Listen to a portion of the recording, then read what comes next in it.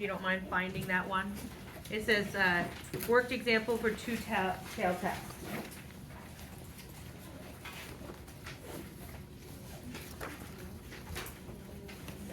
Similar to what we've been doing. The only thing is, rather than working with a left tail or a right tail, which we worked on yesterday, right? We delved deep into the left tail and right tail. Does anybody need to kind of look at that one more time, just in case? Like this right here. Does everybody, after the confusion set in, did we all have like, oh yes, I get it now, or yeah? So we have two different options. If, for example, we're looking for 5% and our answer turns out to be this, okay? It's very recognizable that 5% is larger than that 3%, 3.5%. So it's back in this section where you accept the H1, also known as reject the HO, okay? If it was larger, indeed, like the original problem asked us to be smaller than, if it was on the other side, it would be accept the HO, also known as reject the H1, okay? Now, where it got a little tricky was over here when we were looking for the probability to be bigger than, greater than, something that increased, something that was bigger, better, you know? So I did a 5% as well. So what we looked at is how does it look if it falls into that category on the other side? And so with 95%, things that would fall into this category would be closer to the 100%, okay? So, for example, 3.51% is closer to being the perfect, because if you think about it, it is, it's going to be 100 minus the 3.51. So what's 100 minus that 3.51? 96 and change, right? So it would be over here because it's bigger than the 95. It got a little convoluted yesterday. So that's where we're there. So that's how you start to accept. Now we're going to work on doing the two-tailed ones right now. And so did everybody find it? Yep, Ryan plays tennis. So Ryan plays tennis. And you're going to find the one that says Ryan plays tennis. There it is. Ryan is going to play tennis. Okay, you're welcome. So what we're going to do now is I'm going to kind of talk to you about how it looks when it's a two-tailed test. So what are words in the word problem itself that indicates you are going to go to the left side of that normal curve? Okay, so what words would say, ooh, you want to be, you're going to be over here. What would it, give me words. Lower than? Decrease. Decreased, less than, right? Went down and, you know, anything that indicates getting smaller. What indicates you getting larger? Increase. Improvement. Improvement. Growth. Success. Things that are positive in that nature. What if we look at this particular problem, let's get to dear Ryan. Wait. Holy cow. Sometimes when you want a job done, you do it yourself, right? Okay, here we go. Ryan plays tennis. The probability that Lewis's serve is in the court is 60%. Okay. Ryan's coach, Miles, thinks that the probability of Lewis getting a serve in the court has changed. Okay?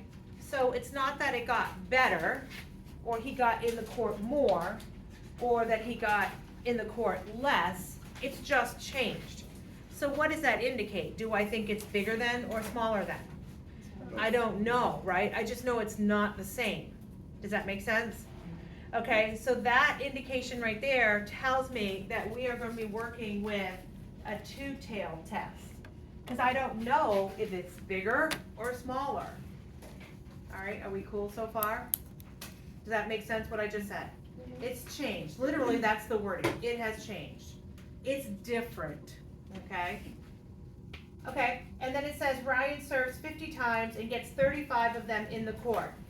State your hypothesis clearly and test Miles' claim for 10% significance. This right here, this next piece that I'm gonna show you is the most important piece. We're looking for a 10% significance level change. The thing is, we know now it's a two-tailed test. It's not just better or worse or successful and not successful, it's just different. So what we do is we take whatever our significance level is and we literally cut it in half. So if it's 10%, it now becomes 5%. If it was 5%, it would become 2.5%. So we're going to take that significance level, we're going to cut it in half, and we're going to test at each end for, in this case, 5%. Did that make sense? So the one step that changes from everything we've been doing is you take your significance level, you slash it in half, that's on either end. Are we cool so far? Okay, so that makes good sense. So define your test statistic. Without looking, let's see if we can do it. Don't peeky if you can. So what are you gonna do to define? Ryan's playing tennis, the probability that Lewis serves in the court 60%. Ryan's coach, I think there should be an S there, but I could be wrong. Miles thinks that the probability of Lewis getting a serve in the court has changed.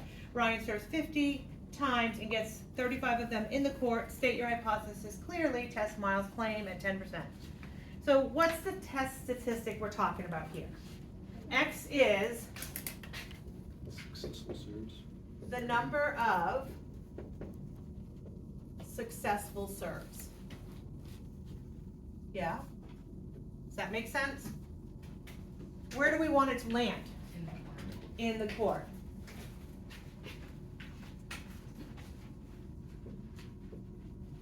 Okay. Makes sense? So what does X really do for us? It just restates what the problem is measuring in terminology that we understand. Is that so far so good? Okay. So the next thing is, since we are only learning binomials right now and normals, we're not doing Poisson yet, which I think you guys will be cool with. It is a binomial, alrighty. So how do we go about remembering what are my numbers I'm going to go into here? Number of trials. And number of trials, which is 50. And then what's our probability of success or changing the number of times it goes into the court? 0.6. 0.6. Is everybody cool? Okay. Next, the probability. So if I'm looking to state the probability, the HO and the H1, normally we say the probability with HO is that it's equal to whatever my point is, and then whether we're talking about success or failure or whatever we're talking about, we either do greater than or less than. In this one, it's just different, so it's not the same. So my HO is going to be the probability that X, the probability that it is equal to 60%. Okay? What would it be if it's not at all equal to? Just not equal to, right? It's different. Okay. So far, okay? Haven't rocked anybody's world yet, right? Okay. Now, we cut our significance level in half, which is good. The next thing we're going to do is we are going to work with a binomial. However, we are looking for the probability, what does it say? That Ryan gets 35 of them in the court. So you're either looking for the probability that X is greater than or equal to 35, or the probability that it's less than or equal to 35.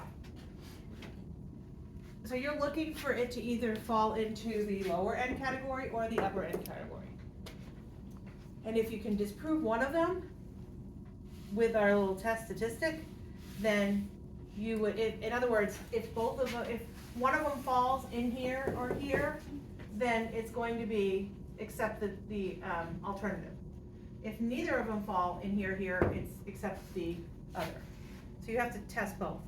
However, how many of you absolutely want to go greater than 35 or equal to 35, so 35 to 50? Most likely not, right? Okay. And then how about less than? Do we want to? So how do we do to handle that? What do we do? Change it to a normal. we have to change it to a normal. What's my criteria that allows me to take a binomial and change it to a normal? Do you guys remember? Mm-hmm.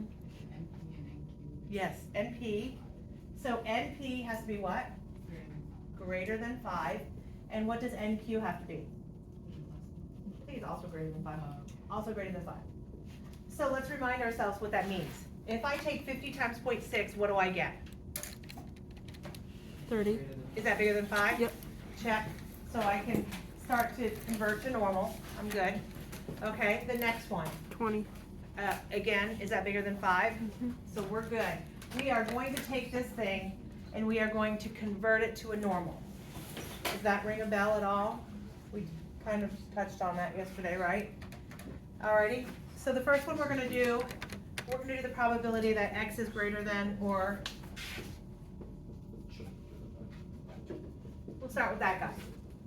So what's my formula to be able to convert it from a binomial to? So I wanna do a z-score, correct? So what was my formula for that? X minus mu. X minus mu over The square root of the standard variance. deviation, okay? So what was a binomial of 50 and 0.6 will now be a normal of, how do we do that? How do we find the mu of the normal? N times p. N times p, and what did we decide it was? 30. 30, right? And then how do we go, do I need to write it up above or here? Mu is equal to n times p.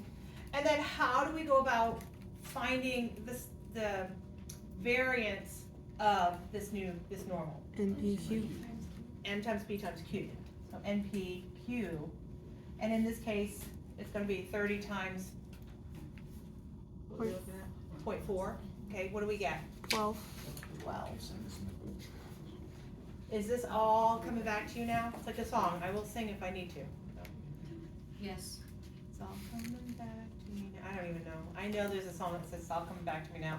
All right. I have to, just like I have to exercise my body to dance, I have to warm my voice up, you know? It's only when I'm in the shower does it sound good.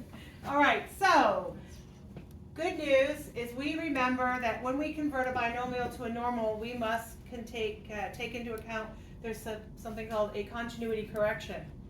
Oh yes, the continuity correction allows us to take that from what was discrete to continuous without having a hiccup in the way. So basically that's what that does. So if x is greater than or equal to 35, am I including 35? Yes. I am, so, and I wanna go a little before it to be able to include it. So what's my x gonna be for this? 34.5. 34.5. So far so good, right? And then minus the mean, 30, divided by the variance, the square root of the variance. How do we feel? Lovely? Not so lovely? We are lovely. Okay, so go ahead and do me a favor and crunch that number for me. Now, the answer they have on here might be like 1/1000th of a point off, but remember, it's a suitable approximation. Remember those words. So don't get all nervous if it's not the same exact 10-digit decimal. It's a suitable approximation. So what are you getting when you do this one for your z-score? 1.299. What is it? 1.299. 1.299? Yeah. Is everybody feeling good about that? So you're gonna get on your handy dandy formula sheet. You're gonna look at 1.2, scoot on over to the 9, and then take that answer and add 9 to the back end of it. So you're going to 1.2, scoot on over to the 9, and then write that decimal down. What you need, Connor? I thought a z-score was the mean minus the data. Is it? Did I do it backwards? No. I didn't think so. Okay. Because I know that I'm at the top end, so it should be right. It should be bigger than. It turned out positive, which works well. When I go the other way, I know that I'm going to be in the negative range of it, so it should turn out negative. If that helps with your thought process, does that make sense? Did I write it up there wrong yesterday? Yeah. That's probably what happened. So look at your notes and say Miss K is a whatever kind of teacher you wanna fill in the blank. So. All right, so 1.299, what are we getting? 0.9032. Okay. So, 5%, because we cut it in half, right? So in my brain, I'm thinking this is 95%. This is what? 90%, right? 90.32%. Where does 90.32% fall in conjunction to that 95%? Behind it, right? So that means for this one, for this purpose, what are we going to do with this thing? We are going to accept the null hypothesis. Accept the null. Reject the alternative, right? So accept the null.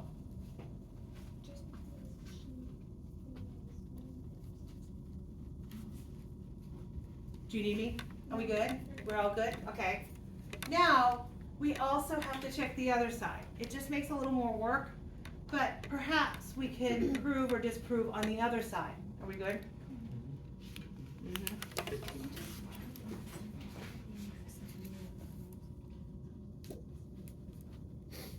Okay, Yeah. can you explain why we accepted? Yes, what he said. Why we accepted it? Okay, here we accept the alternative. Here we accept the original. Oh, okay, Does that make sense? yeah. So 95%, where does 90% fall on that type of graph?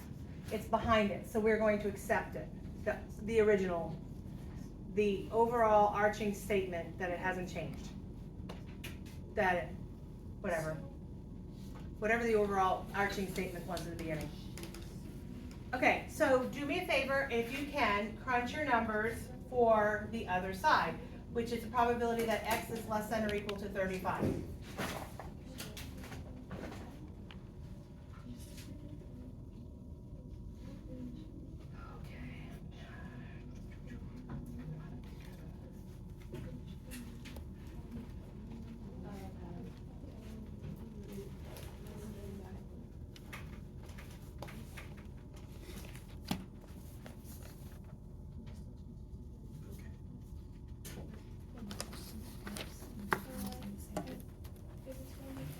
Would this stay the same?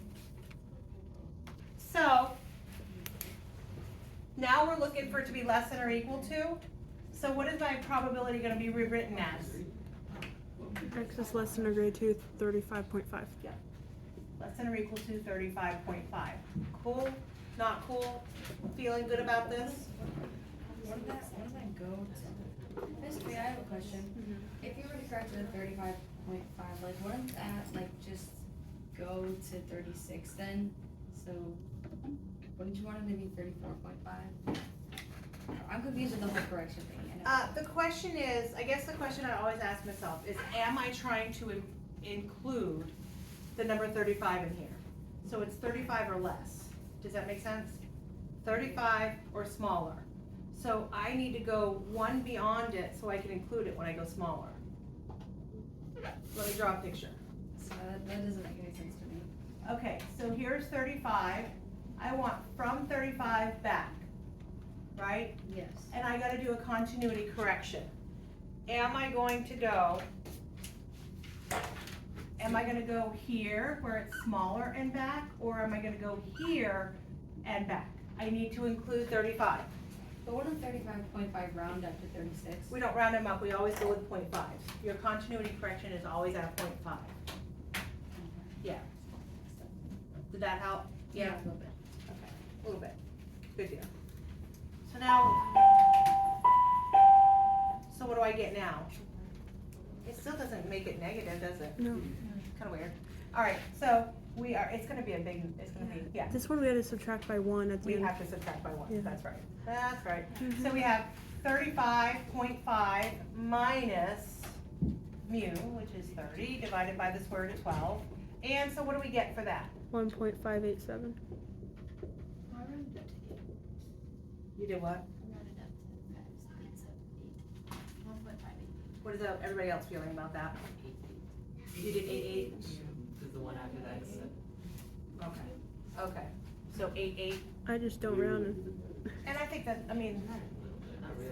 probably just gonna, it's not gonna rock our world. Okay, Change it by- so 1.588 is equivalent to what? 0.9439. Say it again. 0.9439. Everybody feeling good about that?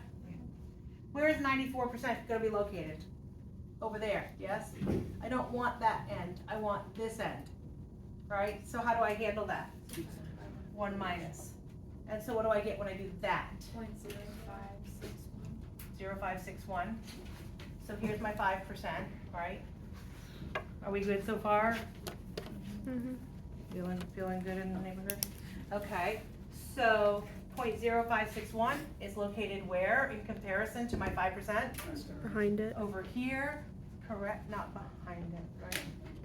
I mean, like, Past it, right?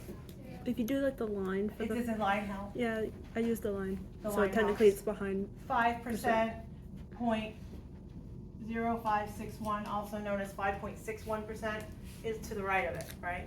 So where does it fall? It falls in that big meat of it, right? So again, it is except the null. Okay, so what did we just show?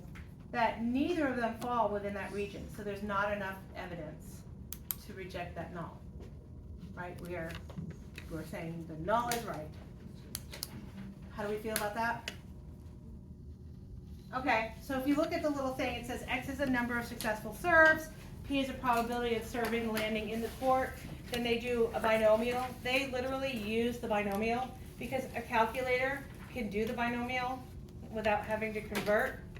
I don't know what calculator does. I think the class quiz does. Just saying.